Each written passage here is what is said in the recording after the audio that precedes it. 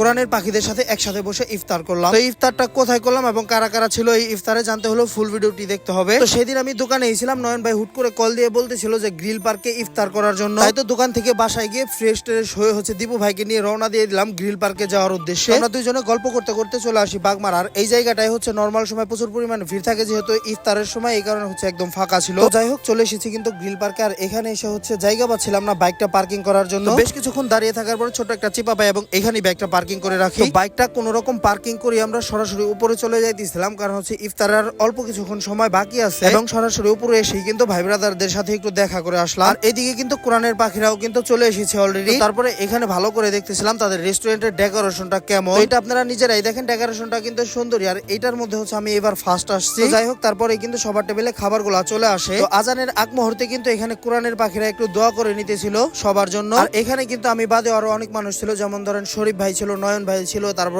নাইম ভাই ছিল, তারপরে রাসেল ভাই ছিল। এছাড়াও কিন্তু আমরা এখানে আরো বেশ কিছু ভাই ব্রাদাররা ছিলাম একসাথে। আর তার সাথে তো কোরআনের পাখিরা এখানে আছি, তাদের কথা তো আর না বললেই নয়। আর এখানে কিন্তু আজকে একটু বেশি ভালো লাগতেছে, কারণ কোরআনের পাখি তার সাথে বেশ কিছু ভাই ব্রাদাররা মিলে ঝিলে ইফতার করতেছি। তো যাই হোক, দোয়া করার কিছুক্ষণ পরে আজানটা দিয়ে দেয়। আর আমরা এখানে সবাই খাওয়া দাওয়াটা শুরু করে দিয়েছি। সারাদিন রোজা রাখার পরে কিন্তু ভিডিওর দিকে ওরকম ফোকাসই ছিল না আমাদের। আমরা সবাই একসাথে খাওয়া দাওয়া করতেছিলাম। এদিক দিয়ে দিবু ভাই একটু ভিডিও করে রাখছিল। তো কিন্তু আমরা এই খাওয়া দাওয়ায় ব্যস্ত ছিলাম না, সবাই সারাদিন রোজা রেখে সবাই খাওয়া দাওয়ায় ব্যস্ত ছিল। আর তাদের খাবারগুলোও কিন্তু অনেক বেশি মজার ছিল। তো আমরা সবাই খাওয়া দাওয়া শেষ করে একসাথে কিছু ছবি টবি তুলে নিলাম।